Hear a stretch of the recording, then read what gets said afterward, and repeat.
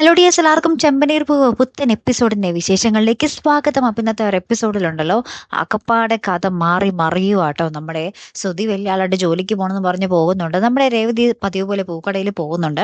നമ്മുടെ സച്ചി ആണെങ്കിൽ ഓട്ടത്തിന് പോകുന്നുണ്ട്. കൂടെ തന്നെ നമ്മുടെ രേവതിയുടെ ആ ഒരു പുതിയ കടയുണ്ടല്ലോ, അതിന്റെ നോട്ടീസൊക്കെ അടിച്ചിട്ടുണ്ട്. അപ്പം എല്ലാവർക്കും ഇങ്ങനെ വിതരണം ചെയ്യുക. അപ്പം നമ്മുടെ സച്ചി അടുത്തുള്ള ഒരു പാർക്കിലും കയറി ഇങ്ങനെ നോട്ടീസ് എല്ലാവർക്കും കൊടുക്കുവാട്ടെ. അതിന്റെ സെക്യൂരിറ്റീനെ കുറച്ച് നോട്ടീസ് ഏൽപ്പിക്കുന്നുണ്ട് എല്ലാവർക്കും കൊടുക്കാൻ. കൂടെ 100 രൂപയും കൂടി കൊടുക്കുന്നുണ്ട്. അപ്പം സെക്യൂരിറ്റിക്കും ഒരു സന്തോഷം അല്ലേ.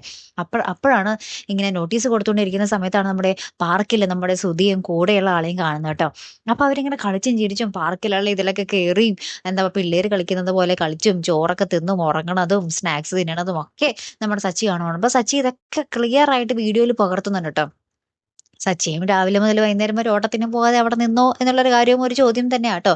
അപ്പൊ ഇതൊക്കെ ചെയ്യുന്നുണ്ട്. അപ്പൊ നമ്മുടെ സെക്യൂരിറ്റി വന്ന് പറയുന്നുണ്ട്, ഇവര് രണ്ടുപേരും രാവിലെ ജോലിക്ക് പോകണമെന്ന് പറഞ്ഞ് ഇവിടെ വന്നിരിക്കും സാറേ. രാവിലെ കൃത്യം 10 മണിക്കാ പാർക്ക് തുറക്കുമ്പോൾ തന്നെ വരും. എന്നിട്ട് 6 മണിക്കാണ് ഇവര് പോകുന്നത്. ഇവരെപ്പോ കുറെ നാളായി ഇങ്ങനെ മുടങ്ങാതെ വരുന്നു. കൃത്യം 1 മണിക്ക് ഫുഡൊക്കെ കഴിക്കും എന്നൊക്കെ പറഞ്ഞ് എല്ലാം വിശദീകരിച്ച് പറഞ്ഞു കൊടുക്കുന്നുണ്ട്. അപ്പൊ സച്ചിക്ക് കാര്യങ്ങളൊക്കെ ഏകദേശം മനസ്സിലായി. പിന്നെ സച്ചിക്ക് അങ്ങോട്ട് ലോട്ടറി അടിച്ച പോലെയായി.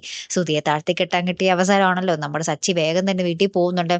എന്നിട്ട് എല്ലാവരും വിളിക്കുന്നുണ്ട്. എന്നിട്ട് അമ്മയോട് പറയുന്നുണ്ട്, അമ്മയ്ക്ക് ഇഷ്ടപ്പെട്ട ആളാണ് ഈ ഞാനിടാൻ പോകുന്ന സിനിമയിലെ നായകൻ എന്നൊക്കെ പറഞ്ഞിട്ട്, ഞാനൊരു സിനിമ കാണിക്കാൻ പോകുകയാണെന്നൊക്കെ പറഞ്ഞ സച്ചി അത് നമ്മുടെ ഫോൺ ആ ടിവിയിലേക്ക് കണക്ട് ചെയ്ത് വലുതായിട്ട് ഇങ്ങനെ കാണിക്കാൻ പോകുക കേട്ടോ.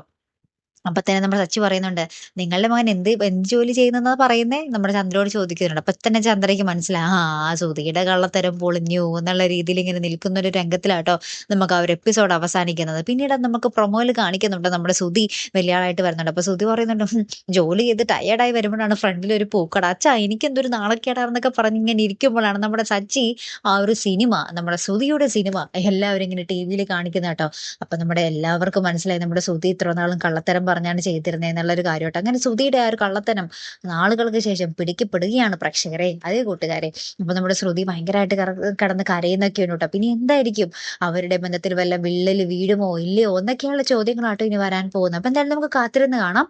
അപ്പൊ ഇതുപോലുള്ള പ്രൊമോ റിവ്യൂസിനും എപ്പിസോഡ് റിവ്യൂസിനും ഒക്കെ നിങ്ങൾ മറക്കാതെ ചാനൽ സബ്സ്ക്രൈബ് ചെയ്യുക. അടുത്തൊരു വീഡിയോ വരുന്നത് വരയ്ക്കും ഗുഡ് ബൈ.